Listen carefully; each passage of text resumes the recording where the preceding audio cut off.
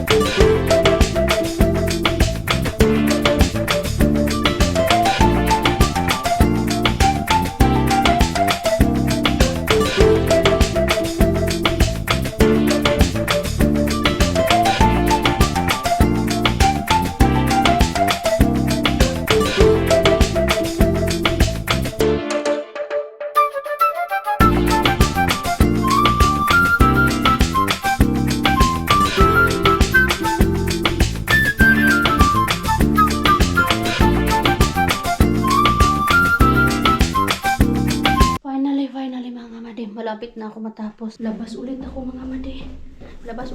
It's because nasundo ko na si Lumi and nakagawa na din ako ng aking assignment. Yung mga assignment ko na lagi napipending. So ngayon wala na ako assignment. Hindi, may isa pa pala. Kailangan ko siyang matapos. And ito nga, labas ako.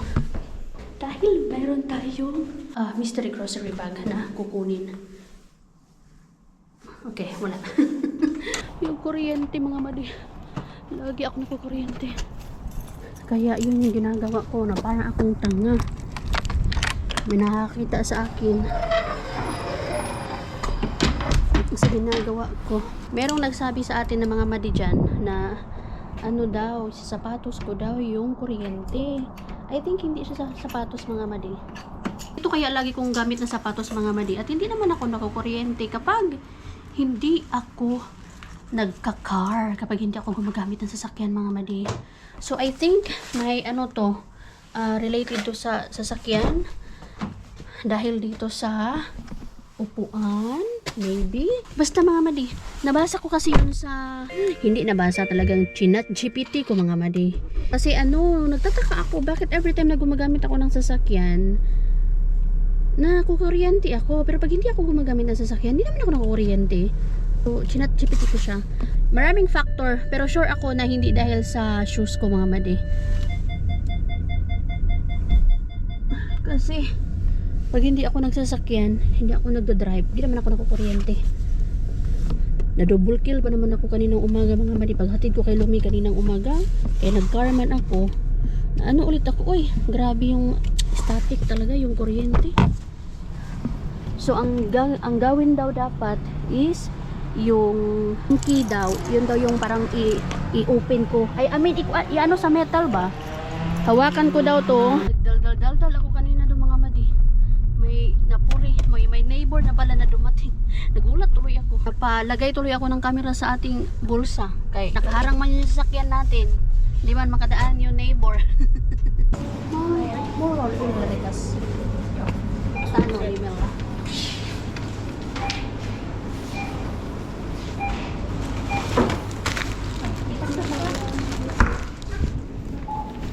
Worth it kaya ito mga madi. Wow!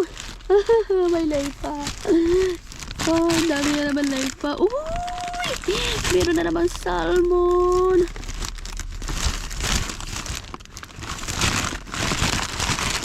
Ay, humihi na nga natin tutinan doon sa bahay mga madi.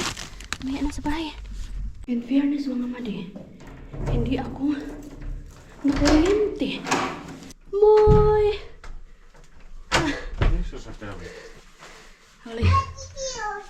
Oli.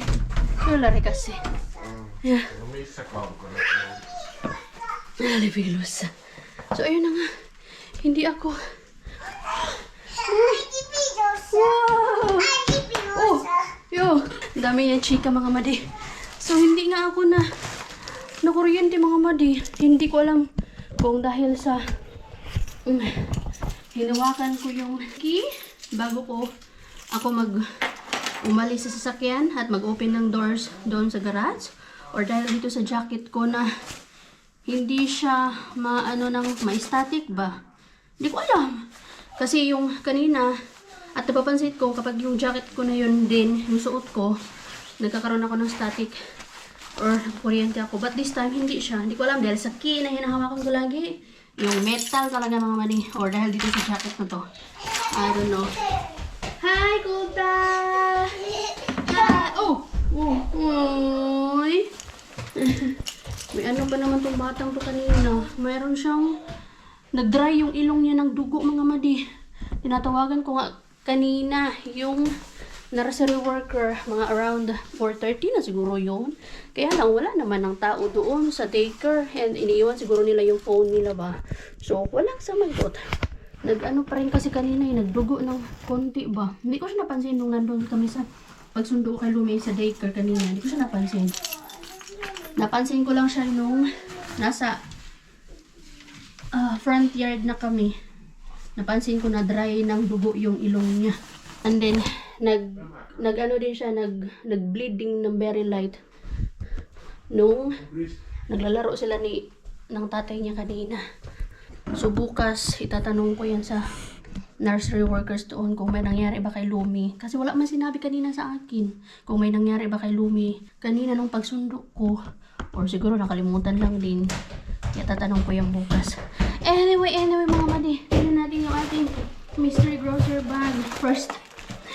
First time in a long time tayo makaano ng mystery grocer bag. This is worth 8 euros and 20 cents kasi may bayad na. I think itong plastic may bayad ito. Or yung service ng rescue app. First, uy! Tao Shuva. Laypa. Healthy laypa. Maganda sarap to na laypa. Bread. And then, another laypa. Another bread. This is nice, easy oh. No. Kaura ainin, pero na laypa. Kaura is oat. Joo. Pero na Se is... on varmaan hyvä. Joo. Uy! Pero na is... Potato. Salmon. Tignan nyo mga madi, 6 euros yung ano niya, pinaka-price niya. Diba? 6 euros kasi mahal yung salmon. Nag-defrost pa ako ng salmon doon. Pero ilalagay natin yan sa freezer natin. Kyllä mä sabuluhelei pa. This is for you, easy. You eat this? I don't eat raw. I don't eat raw salmon. May egg na siya, oh. Good for lonas. May laypa pa siya. Milloin se menee vanhaksi? Tänään. 20. Wow! Oy, puta! Hindi na naman. Nanguha naman siya ng bata. Pasta. Pasta? Laita pakkasen. Yo, pakkasen. Uy, pasta na may, kana. Ito na yung dadalhin ni Mr. Baon niya to doon sa workplace niya. And, Lomi!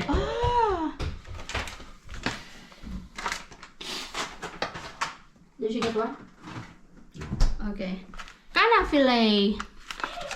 Yung slices, maliliit ba na slices, pwede mo siyang i-topping sa bread. Yo. No ne pitää syödä kerralla. Ja, ja sitten, what's this? Pihvi.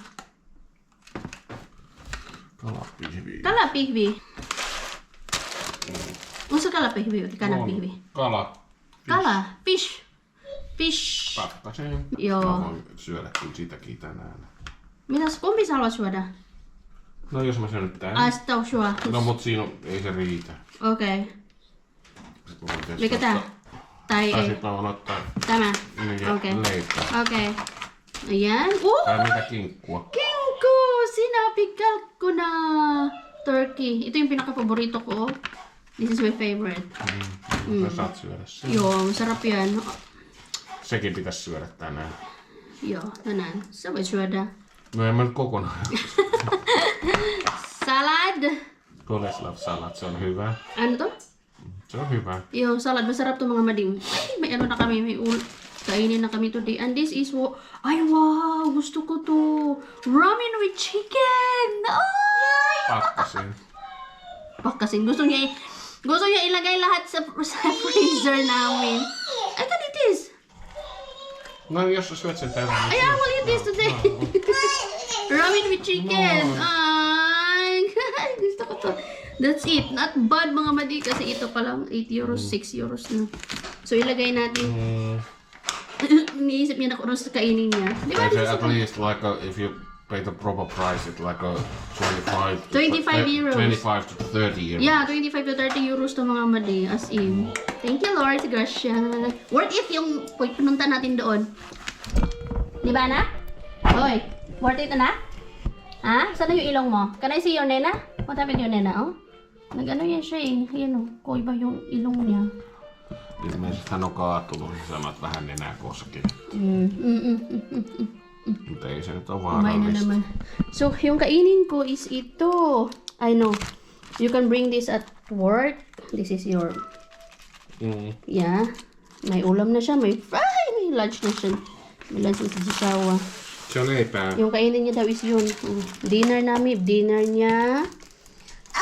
Dinner ko. Älä avaa sitä. Pwede sa amin ni Sä voit Louie. maistaa. Iska leikkaa Salad. sulle palan. Ito ilagay natin to sa freezer. Yan. Freezer. Freezer. Ay, ito. Masarap din to mga madi. Favorite ko talaga to. Tapos ito, freezer. ito naman, puro na lang more use to. Cheese. Ay, nako. What book do you want? Ano naman binagagawa mo? Ala, ikaw. Ana si Manol? Ana si Nalipo lumule? Akin na yan si Nalipo. A. Give it to me. Give it to mommy, please. Please. Pinaguhugot mo na yan si Nalipo. Let's change your clothes, ha? Nak, akin na yun, anak, oh. Akin na yun, oh. Tignan mo yun, oh. Akin na yun. Yun, oh, yun, yung puti. Puti, akin na yung puti na yun, dali. Akin na yun. Gusto, Naliposta. Akin na.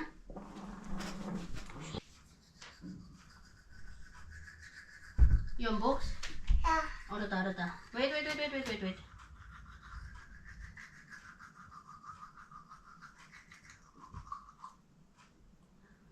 Viala para Miss Lumi. Not yet.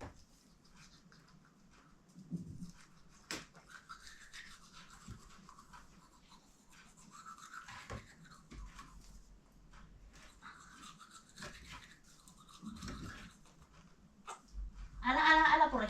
Isa. Yo, siya lang kisa. Toy isa. Ni, siya lang to ni kisa kin. Toy popo. Hampat usten. Left right. Ka. Ala Viala ni, siya. Ampian. This is murah ini.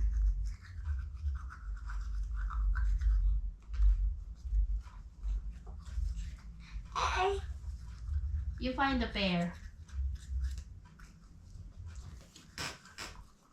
Anak, ang hirap. Where's the pear of this one?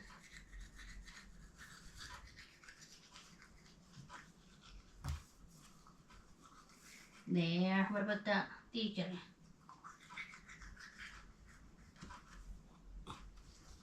There. The other one. Where's the teacher? There. That's mustikala. Octopus. Tak.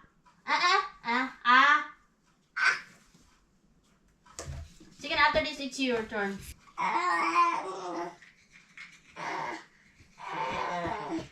Your turn. This is our routine, mga madi. Every gabi, books. At kailangan nagbabasa siya kapag tinututbrushan ko siya.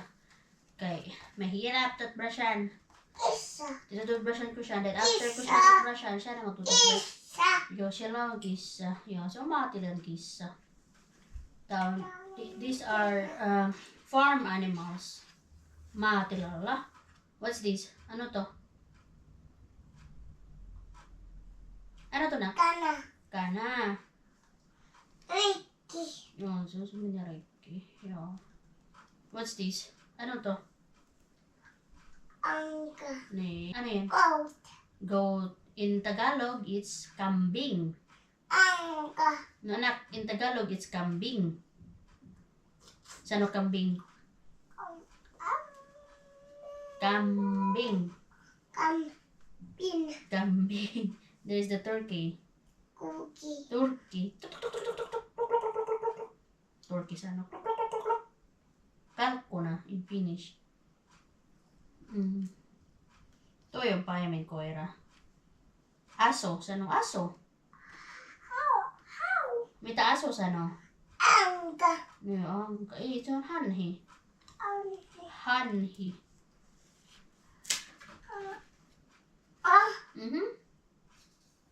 Mustikala. Punainen mustikala. Toi valkoinen medossa. It's a whale. Sinivalas. Blue whale, anak. Blue whale. What's this? Kelpikonna. Sano pagong? Pagong in Tagalog. Pagong. What's this? Crab. Alimango. Say a? Octopus. These are animals under the tree.